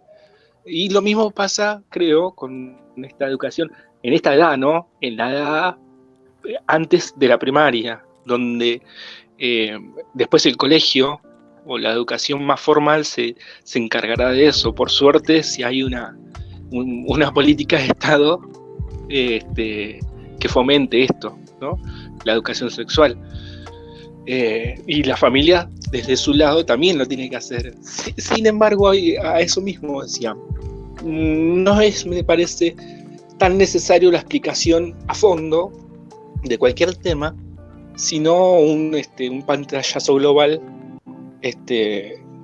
a ciertas edades. Después sí, cuando hay un avance de edad, qué sé yo, y pueden tener hasta opción, bueno, avanzaron, crecieron los niños, bueno, ahí sí una persona se puede sentar y sin necesidad de usar grandes palabras o conceptos muy complejos, se le puede hablar y hay que ser claros. Y sobre todo por una cuestión de entender su intimidad, ¿no es cierto? Bueno, básicamente era eso, quería intervenir. Sigo comiendo y sigo escuchando.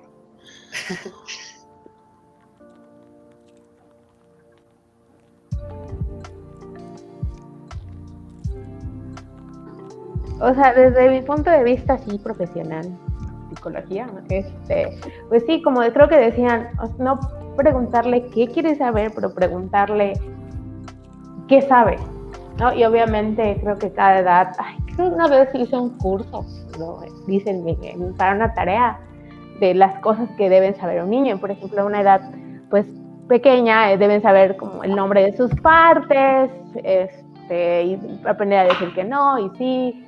Son muchas cosas que, dependiendo, como por ejemplo cuando les hablan del divorcio y de la muerte, obviamente no les vas a sacar todo el tema de una sola vez, pero sin cosas de una manera que él lo pueda entender y como información adecuada a la edad. Obviamente, ¿qué información es adecuada a la edad? Creo que también depende de qué tanto los papás le quieran decir, ¿no?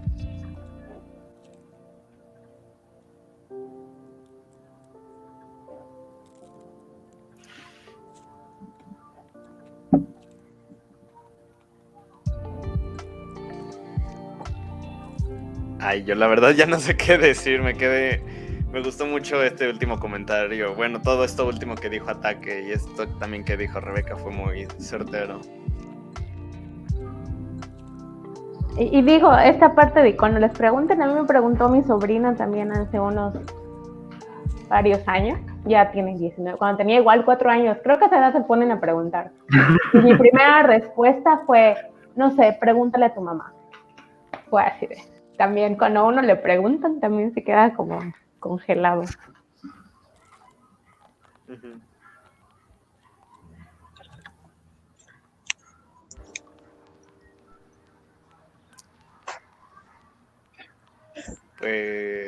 Pues, ¿alguien más tiene algo que decir o ya pasamos directo a las conclusiones? Creo que es momento de conclusiones. Ya van a ser 2 horas. Sí, ya fueron 2 horas. Porque se me hace muy gracioso cómo, a pesar de que regresamos otra vez a la película, ¡pum! Salimos de este esquema y... No, pero sí seguimos, o sea, la verdad es que nos fuimos muy lejos cuando empezamos a hablar de agricultura y de infraestructura. Ajá. Pero aquí todavía seguimos hablando de educación sexual.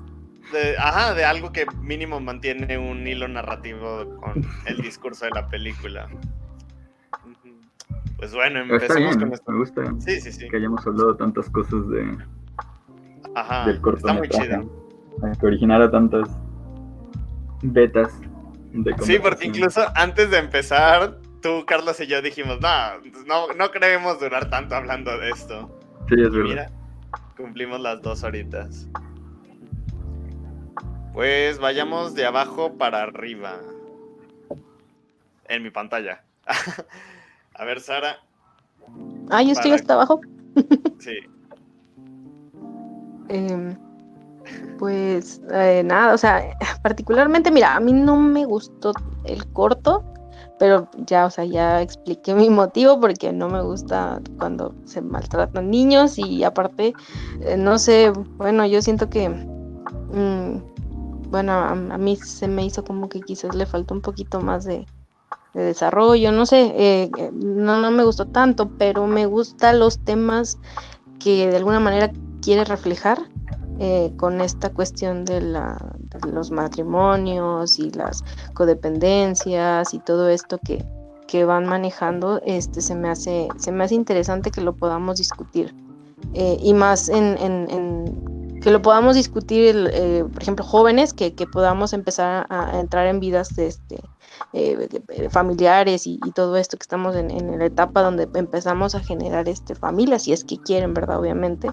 Pero se me hace interesante que lo podamos tocar y discutir esos temas. Y pues nada. Excelente, muchas gracias. Rebeca, sigues tú. Puedo ir después, estoy comiendo mi cereal. Ay, sí, a todos ya les agarró la hora de la cena. Que por cierto, antes mi mamá siempre venía y me traía mi cena, pero ya después de un tiempo ya me dijo que no y que yo me hiciera mi propia cena. Extraño. Ya, bueno, ya Ay, terminé. Pero pues ahí está lo que decía, ¿no? De que un hombre se tiene que aprender a... Digo, no solo un hombre o una mujer, todos nos tenemos que aprender a cuidar, ¿no? A sobrevivir, aún no sé cómo sigo vivo, pero pues aquí seguimos, ¿no? Bueno, ya terminé. Creo que fui la única a la que le gustó, por lo que escucho. Obviamente el tema del bebé y de cómo llegó el bebé no está chido. Como de repente dije, no va a ver el final porque ya sé cómo termina, como me pasó con el niño con la pijama de rayas. No he visto cómo termina, me imagino cómo termina y hasta ahí lo quiero dejar. Pero no lo veas. Sí, pero no, o sea, no. Y de hecho pensé en saltármelo, pero, y como decía, creo que no taparme los ojos, me tapé los ojos en algún momento cuando enfocaban al bebé.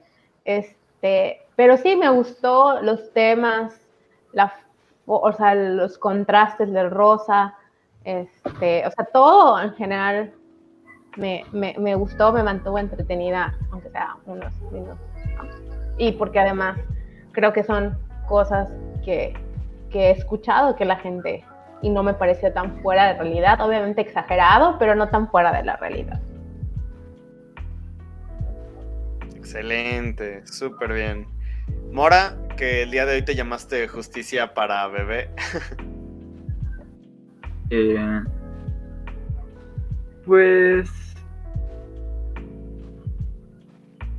no, a mí tampoco me había gustado mucho el cortometraje. Me cuesta un poco, a mí me cuesta un poco de trabajo relacionarme con los temas. O sea, quizás, no sé. Es que si algo jamás he pensado es que un bebé me va a arruinar la vida. O sea, que un hijo me va a arruinar la vida. He pensado, no soy capaz de tener un bebé. O sea, no es buena idea tener un bebé porque no soy capaz. He pensado lo de Ataque, de que el mundo ya está bastante jodido como para echar más niños al caldero. El mundo no necesita más gente. Tú lo escribiste aquí. Eso. Y sí, o sea, sí hay de todas las razones que hay para tener miedo de un bebé, la de que me arruine la vida, esa nunca me ha pasado por la cabeza. Pero sí está chido hablar, o que podamos hablar de educación sexual. Lo malo es que tampoco está muy bueno. Bueno, quizás sí, depende del maestro, pero yo creo que no está muy bueno para ponerlo en una clase de educación sexual y originar un debate de ello. A lo mejor sí, porque es un buen... O sea, no creo que haya mucho contenido que realmente lo plantee así de empáticamente, la idea de que un bebé te arruina la vida, y no dudo que haya gente que se sienta así. Y digo, no porque lo tengas que contradecir, pero pues está bien explorar esos sentimientos. Y esta película, pues... Es que sí estaría bien, pero es que tiene unas escenas que para una clase de prepa, pues hay que tener cuidado si eres maestro y las quieres poner. Uh-huh. Pero se puede. Y no sé, está bien la película. También, ya como último comentario, aunque ya no es conclusión esto, pero porque es información extra y no se pone información en las conclusiones, el cabello de la chica es súper... Incluso quizás el hecho que el tipo tenga bigote, como muy anticuado, ¿no? Como muy... no anticuado, pero retro, digamos. Sí. Como 50. Uh-huh. exacto. Quizás es para reforzar este ideal de familia antigua, ¿no? O sea, Ujú, justo, Ujú. ¿no? quizás. Yo creo que sí. Sí, cierto. Súper bien. Gracias, Mora. Entonces, arriba de Mora está Beto. A mí sí me gustó. O sea, obviamente es un cortometraje de bajo presupuesto, a mi punto de vista. No, ¿se te hace de Este, bajo presupuesto? sí, sí, ¿Sale es sí, un cuarto? Bueno, básicamente. pero Pero, no, pero ve el maquillaje y el diseño de producción, creo que sí hubo bastante apoyo. Y contrataron bastante. actores porno, eso salen Ya caros. les quiere O sea, yo sí también. se ve, igual ese es el objetivo, ¿no? De que se vea barato, Ajá. porque sí opino eso, ¿no? Que se ve medio baratón. Ujú. Ok, ok. Ay, bueno, ya, Pues, perdón. Sigue, Beto. Nuevo ah, debate, ¿eso no es de bajo presupuesto? ok, no es de bajo presupuesto, pero no sé por qué yo siempre he pensado que la idea del cortometraje es enfocar una idea, porque no hay tanto tiempo para explorarla. Y aquí fueron muchos temas que en mi punto de vista de los cortometrajes no cumple, pero lo que sí noto es que tal vez es de las películas que más se ha comentado o que trajo muchos temas a la mesa, ¿no? Entonces, tal vez ese también es el objetivo del filme, y yo estoy pensando en que no debería ser así. Y pues siento que refleja muy bien, aunque muchas situaciones de las parejas, de la sociedad, del tema de ser padres y todo eso, siento que los toca muy bien, pero que no, pues sí, que no exploran en el tema, nomás lo palpan y dejan que tú saques tus conclusiones. Pero, pero sí, pues sí me agradó. Excelente, muchas gracias, Beto. Y por penúltimo lugar, Ataque. Que no sé qué hora sea ya en Argentina. Sí, o sea, comí mi último bocado. A mí me gustó, ¿sabes qué? En cuanto a que después de ver la película me surgieron un montón de preguntas y después se vieron reflejadas en 2 horas y pico de charla que pasamos de ciudad a campo, de natalidad y de un montón de cosas. Me gusta cuando pasa esto, de una idea pequeña o de un concepto chico que nos puede atravesar a cualquiera, nos atraviesa a todos y nos dice, ¿estamos preparados para esto? A partir de ahí se desatan un montón de cosas para hablar. Un corto de mediano presupuesto, si se quiere, porque sí, hay que reconocer la ambientación, ¿no? Hay que reconocer la música, la atmósfera que metieron los actores, estuvieron bien. O sea, la chica parecía muy metida, muy, muy orgánico lo que le estaba pasando a ella. Tal vez me quedo más con la actuación de la chica, que también el look que le pusieron reflejaba también como una situación de colapso nervioso. Me gustó la niña también, al final era una niña, una bebé linda. ¿Por qué lo hicieron, no? Pero sí, me gustó, esperemos que no se vuelva a repetir, pero en ideas generales lo que sí me gusta es esto que decía recién, que una pequeña chispa desate todo un gran incendio, en el buen sentido, ¿no? Súper. Y pues yo tengo que decir que yo ayer justo al momento en el que terminé de verla, me acuerdo que mi mamá me preguntó, ¿y te gustó? Y le dije, la verdad, no. No encuentro nada rescatable. Más que nada porque ni siquiera... Cuando acabé de verla, pensé, no entiendo cuál fue el discurso o qué quería decir el director con esta película. Digo, creo que podrían ser muy obvias algunas cosas, pero yo dije, es demasiado directo. Creo que hay algo más allá. Ya después de un rato dije, bueno, creo que el diseño sonoro está muy bien. El tener todo el tiempo a este bebé llorando hace que pues sí, comiences a empezar a frustrarte, a molestarte. Y ya después de esta plática, pues me doy cuenta de que sí, o sea, sí tiene ciertos valores que le podemos agregar a esta película. Aún así no me gustó, pero me valoro mucho lo que significa y lo que se hizo. No sé cómo decirlo, no tanto lo que quiso decir la misma película. No sé.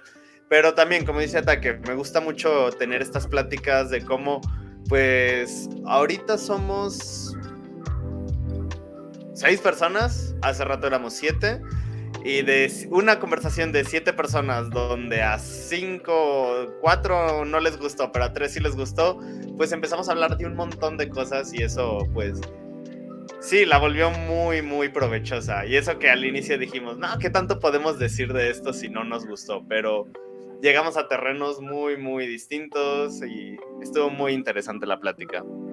Muchas gracias. Ay, ¿aplaudiste, Mora? Sí. Bueno, otro aplauso, Sí, ¿saben cómo se callaba el sonido de la bebé si la iban y la levantaban? ¿Cómo? Que el sonido de la bebé se callaba o se paraba si alguien iba y la levantaba, porque a mí también eso me estresó, que la niña estaba llorando y lloraba con tristeza y nadie la iba y la levantaba. Ya, ni siquiera para ir a callarlo de plano, o sea, en serio. Y a revisarle el pañal a ver si no se había chorreado o algo, no. Básico para cualquier persona que es madre. De perdis, métele el dedo para que chorre algo, no sé. Sabes hacerlo, pero no sabes cómo tenerlo, cómo criarlo. Y miren si quedó embarazada otra vez con ese acto. Ojalá y no. La segunda parte. Yo juro que pensé, dije, ay no, por favor no tengan sexo, no tengan otro bebé.